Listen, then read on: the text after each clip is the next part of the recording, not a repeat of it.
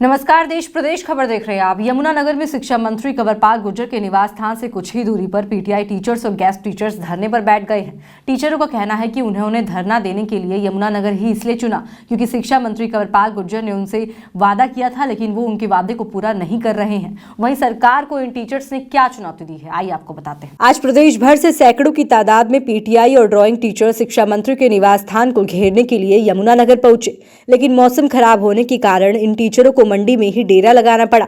इन टीचरों ने साफ कर दिया कि जब तक उन्हें नौकरी पर वापस नहीं लिया जाएगा तब तक वह यहीं पर धरना प्रदर्शन करते रहेंगे। बता दें कि प्रदेश भर से 1983 पीटीआई टीचर और 816 ड्राइंग टीचरों को सरकार ने नौकरी से बाहर कर दिया था, लेकिन इन टीचरों का कहना है कि कोर्ट से ये लोग अपना केस भी जीत गए हैं, पर इन्हें नौकरी पर वापस नहीं रखा गया।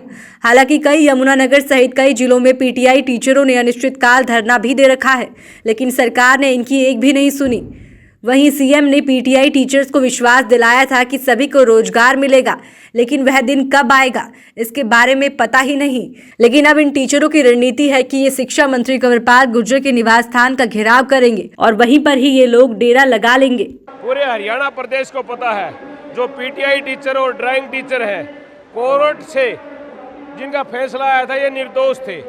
इन्होंने राजनीतिक मार्ग से हमारे को बाहर निकाल दिया। हमारी एक मांग है, हम निर्दोष हैं, हमारे नौकरी पर वापस लिया जाए। सीएम साहब ने 2 दिन पहले भी ये कहा है हम इनको रोजगार देंगे, मंत्री जी ने भी कहा है हम इनको रोजगार देंगे, लेकिन वो दिन आज तक नहीं मिला है। आज हम पूरे शारीरिक और मानसिक तौर से तैयार होके हमारे जो परिवार, बीवी, बच्चे, हमारे संगठन हैं, हम यहाँ पहुँचे हैं यमुनानगर में। हम जब जाएंगे या हमारी नौकरी नहीं दे लेंगे, इतना हम घर नहीं जाएंगे। घर वापसी जब होगी हमारा रोजगार मिल जाएगा। है जी, डेरा यही लगेगा शिक्षा? डेरा जहाँ लगेगा शिक्षा मंत्री के निवास के ऊपर लगेगा। हम शिक्षा मंत्री के निवास पर जाएंगे और शिक्षा मंत्री जी से बताएंगे, शिक्षा मंत्री जी आप अपना वादा पूरा करें। गौरतलब है कि एक तरफ अतिथि अध्यापकों ने भी शिक्षा मंत्री के घर से कुछ ही दूरी पर डेरा लगा रखा है और अब ये पीटीआई टीचर और ड्राइंग टीचर भी यमुनानगर में डेरा लगाने की बात कह रहे हैं। ऐसे में ये टीचर अपने परिवार के लोगों को भी यहाँ लाकर डेरा लगाने की बात बोल रहे हैं।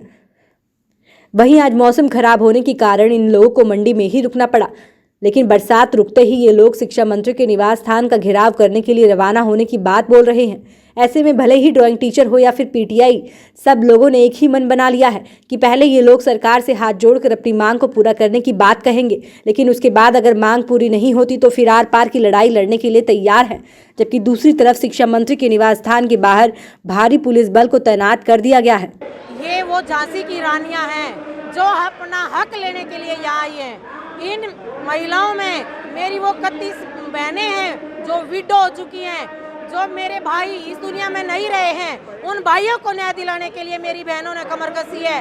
खुद मुख्यमंत्री जी ने ये बात कही है कि निर्दोष हैं, लेकिन निर्दोष होने के बाद भी हमें ये सजा क्यों? तो मेरी बहनों ने कमर कस ली है। अब हम यहाँ से तब उठेंगे जब हमारा नौकरी बहाल करके हमें नौकरी दे देंगे शिक्षा मंत्री जी, तब तक हम यही डटे रहेंगे। सभी ड्राइंग टीचर, हरियाणा से पूरे ड्राइंग टीचर यहाँ पे पहुँचे हैं। 1983 पीटीआई यहाँ पर पहुँचे हैं।